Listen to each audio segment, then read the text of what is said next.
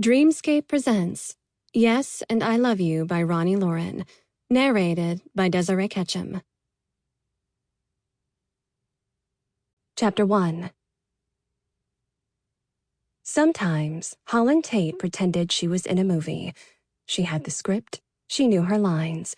Her curly blonde hair was blown out to perfection and not frizzing like crazy in the New Orleans humidity. Her heart wasn't pounding too hard in her chest. Her facial expressions were totally under her control and appropriate for the situation, instead of her Tourette's calling the shots. She was a confident chick in the city on the way to the rest of her life. Her big career break was just around the corner. Her gaggle of whip-smart, funny friends was texting her about meeting up for drinks and gossip after work. The future love of her life was waiting to bump into her and knock her bag out of her hand, the perfect meet-cute. She was Carrie in Sex and the City. She was Meg Ryan in anything. She was Mary Tyler Moore throwing her hat in the air.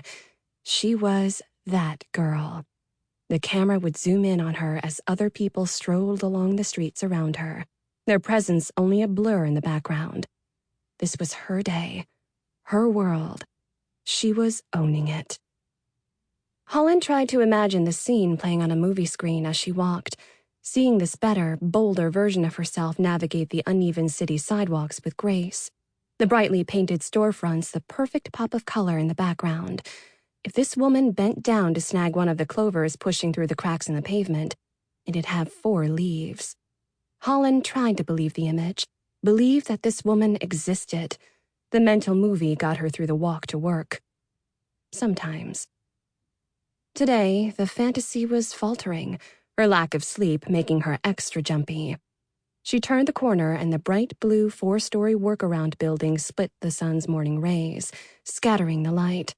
The converted warehouse took up the entire corner, and the sign advertising office space for the creative that hung from the second-floor balcony swayed in the humid breeze coming off the Mississippi River. She took a cleansing breath and worked to unclench her fingers.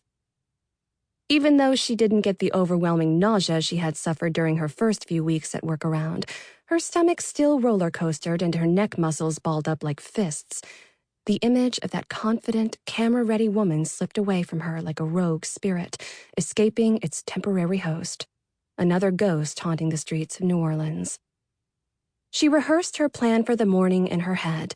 She'd tried to memorize the people who usually worked on her floor each day, so that she knew who to give a quick good morning to, those who responded with a nod and polite smile, and who to avoid, those who wanted to do the dreaded water cooler chat even though... Sample complete. Ready to continue?